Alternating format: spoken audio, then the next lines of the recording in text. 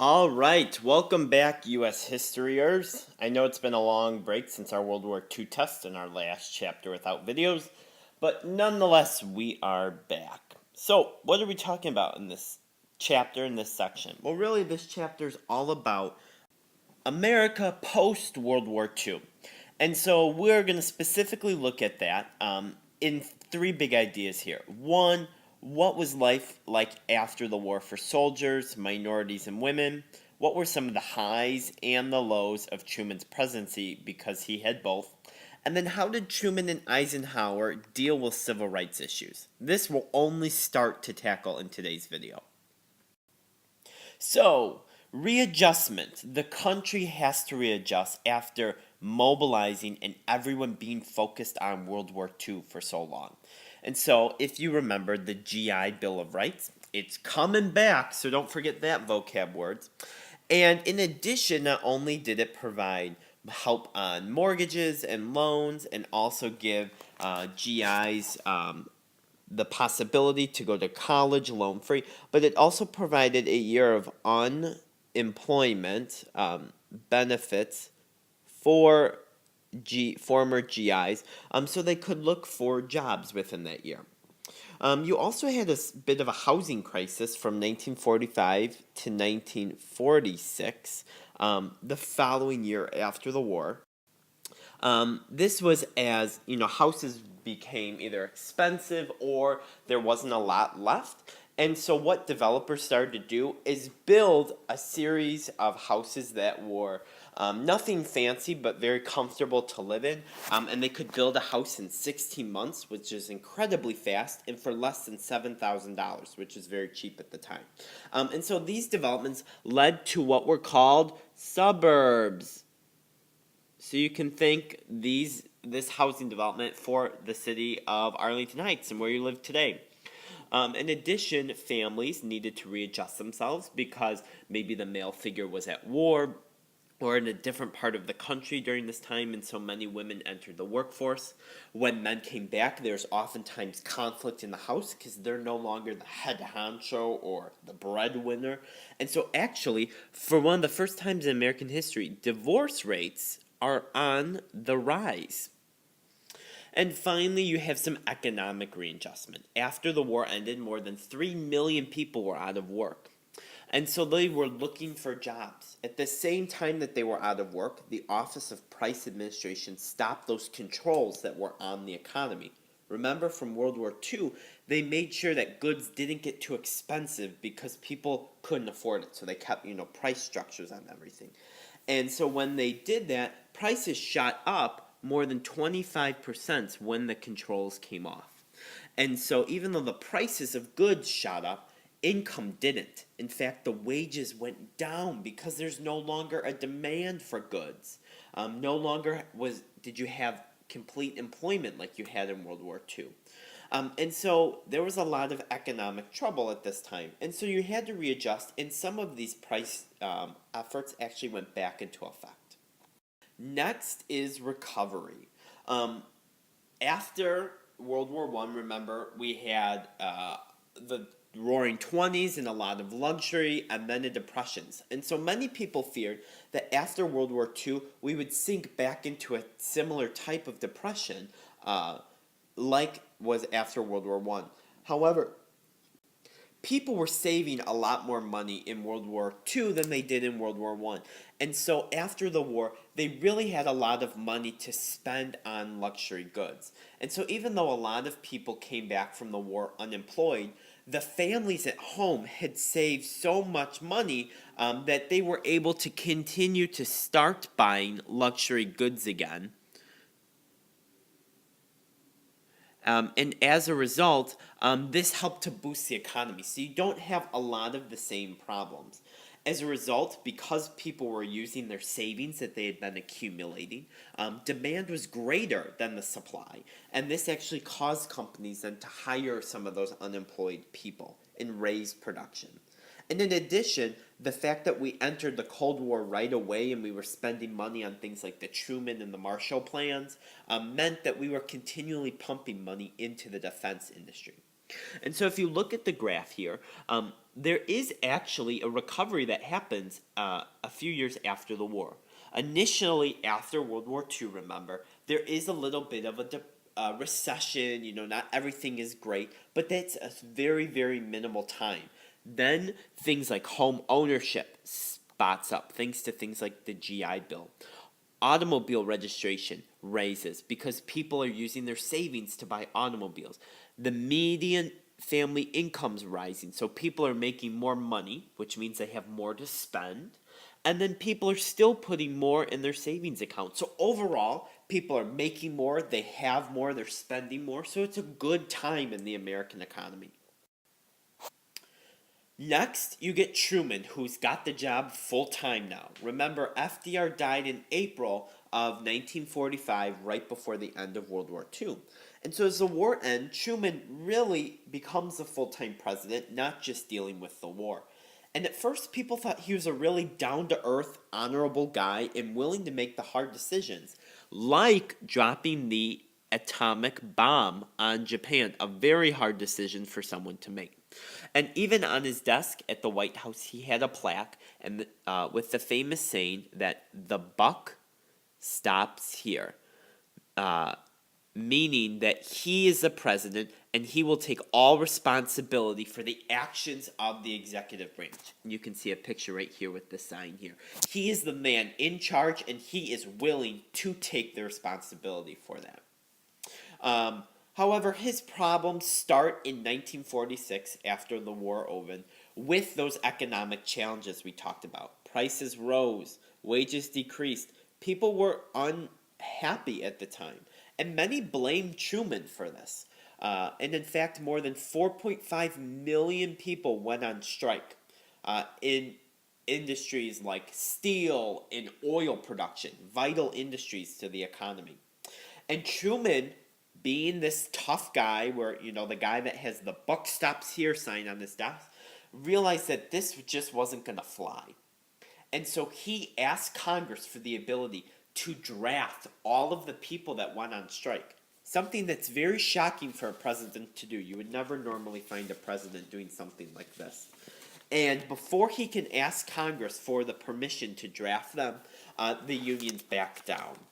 But Republicans used this frustration and this confusion at the time to ask Americans if they have had enough. Meaning, have you had enough of Truman and of the Democratic Party for the past 15 years they've been in power? And so this is really their way of starting to think about the next election. At this time, not only is there some unrest in the economy, but there's unrest socially within the country. And so Truman creates a commission on civil rights where he really tries to figure out what he should do in the country and asks for recommendations from other people who know a lot about civil rights issues. And they recommend this commission that he creates that Truman should ask Congress for three things. One, a federal law that makes it illegal to lynch someone. Two, a ban on poll taxing. And three, permanent civil rights commission. Now remember, lynching is when you beat someone and you hang them in a tree to die. Sometimes you do things like tar or feather them. It's a brutal way to attack someone for being black. A poll tax is a tax that you have to pay when you go to the polls, but oftentimes only blacks had to pay it, or it was expensive where blacks wouldn't be able to pay, so they couldn't vote. And so he suggests this. However, when he does, Congress refuses to pass these measures. They even refuse to integrate the armed forces as well. And so Truman is unhappy with this. He sees this as preposterous, that the free nation of the world should not have this, and uses what's called an executive order. And what that is, it's basically a command from the president. It bypasses the legislative branch. And he integrates the armed forces. And so from 1946, black and whites can be together in the same regiment.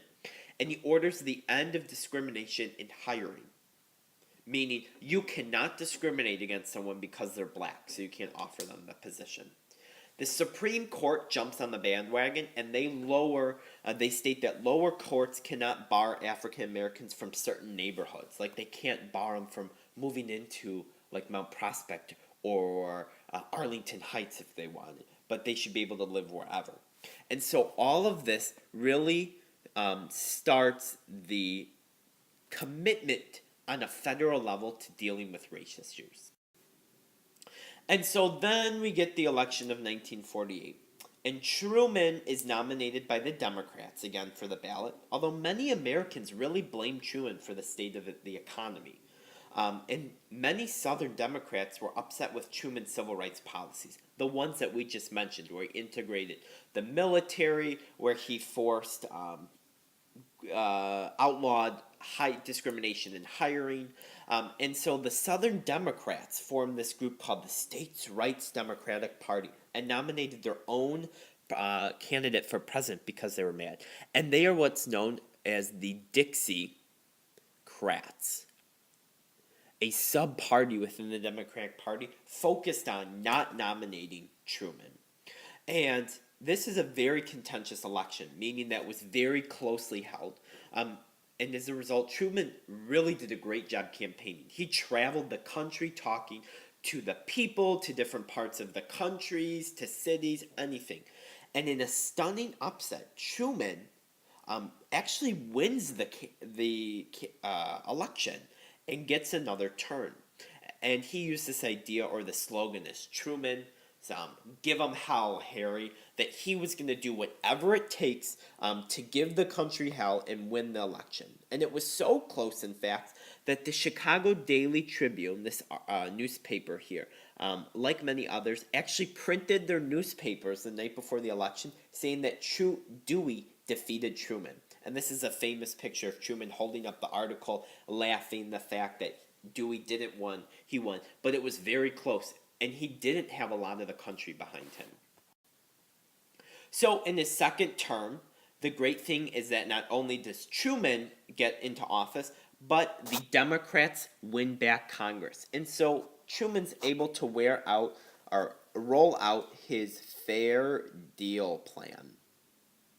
And what it basically was an economic plan that was an extension of FDR's New Deal. New Deal comes first, then we get the Fair Deal. And he had all of these proposals. Compulsory health insurance, which he wanted to propose in 1948. Interesting that this is what Obamacare does, which came about in 2011. However, that was voted down. Then you have a crop subsidy system that wanted to help pay farmers to manage crops and make sure that what they were producing was good and at right prices and stuff. That gets voted down. But he is able to do a couple other things. He's able to raise the hourly minimum wage from 40 to 75 cents. He extends Social Security and adds another 10 million people who can get benefits. He helps provide cities with the equipment and the funds to clean out slums. And when you do that, you can rid gang activity, you can get people into better homes, you can clear up a lot of disease and malnutrition. And then he also, as a result, in order to clean out the slums here, he provides income to build more than 810,000 homes for low-income families. And so even though he doesn't do some of the bigger things like healthcare or subsidies, they come later in American history, he does do a lot for the country at this time. However, after his 2 terms, Truman is done. There is no way he would have won another election even if he wanted, because by the end he had an approval rating of 23%. The Democrats in the election of 1952 elect someone from right around here, Adlai Stevenson, who was the Illinois governor. Fun fact of the day. This is where Stevenson High School gets its name. And the Republicans nominated Dwight D. Eisenhower, our favorite Allied commander and World War II hero. Along with them, they nominate Richard Nixon, who is going to be his running mate and his VP. And the way that Republicans really won the election is they attacked Democrats for plundering at home, meaning in the United States, the economy, and abroad for screwing things up with the Cold War. And so they attacked them on both fronts, and the Democrats really didn't have a good platform to stand on. So the Republicans had an easier election. The one hiccup came when someone accused Richard Nixon of taking special gifts from lobbyists and other groups, and which is illegal. You cannot take gifts over a certain dollar amount. And so Richard Nixon goes on television here, and he's one of the first politicians to use TV as a medium to get across the country. And he gives what's called the famous checkers speech, where he tells the TV, or the American people on TV, that he has never taken a gift, a bribe from someone, a lobbyist, or anyone that he shouldn't have, with one exception: the dog Checkers. And he gave that dog to his daughters, and they fell in love with this. And he goes on American TV and says, "I will not rip that dog away from my daughters." America is fine with that. They fall in love with the story, and they elect him and Ike to the presidency with 55% of the vote. It's a huge portion at this time. And so Eisenhower takes over, and he starts in 1952, and he'll go all the way to 1960. And he governs with an idea that's called modern republicanism, or the idea that you are very conservative when it comes to money. I mean, you don't want to spend money on a lot of things, but you're liberal when it comes to people. You want to offer them opportunities, and you don't want to be conservative in their rights. You want to give people the freedom that they need, but very conservative when it comes to money. This idea, the way Eisenhower used it, helps lay the foundation for the modern Republican Party. We always talk about what's the historical importance of things. Well, the historical importance of Eisenhower and this idea is that he really lays the foundation for the modern Republican Party. And so some of the things he does while he's in office: he creates the highway system. So anytime you get on a highway, you can thank him. He gives more funds for public housing. He creates the Department of Health, Education, and Welfare. Whoop, whoop for education. He raises the minimum wage again. He stayed away, though, from controversial topics. This does include the civil rights in a lot of areas. He doesn't want to deal with those issues, and so he shies away from them by doing all these different things. This is how he differs from Truman. He pressed Congress to cut taxes, but to balance the budget, meaning you need to get your budget under control. You cannot spend more than you have, and as a result, we need to lower the taxes for people. He even, as a result, extended Social Security and unemployment benefits again. So similar things that Truman did as well. So let's do a quick review. Soldiers to come back from the war, minorities, women, what's going on? Soldiers had a hard time looking for jobs. Remember, 3 million people were unemployed. But because people had saved so much money, people were buying goods, people were hiring other, people. A lot of times they were soldiers. So after a couple years of stagnation in the economy, we're soaring again in the 50s. Minorities are continued to stay in the jobs, as are women. They're being increasingly protected by the federal government. Truman had a lot of highs and lows. He did some great things like integrate the armed forces. He really looks at trying to have the federal government work on civil rights issues. Unfortunately, people blamed him for the state of the economy after the war. It wasn't that great until the mid-50s. And so people blamed him for that. And so he really ends on a bad note. It is important to mention, though, that 60, 70 years later, after he was president, nowadays people revere him as one of the best presidents in American history for all of the things he envisioned and tried to do, and did while he was president. And last, how did Truman and Eisenhower deal with civil rights issues? Well, remember, Eisenhower wanted to ignore them and stay out of controversial things, while Truman really did try to head them, meet them head on. Unfortunately, Congress didn't agree with him. So that's it for now. Stay tuned for the next installment on 1950s in America. Until next time, Husky historians.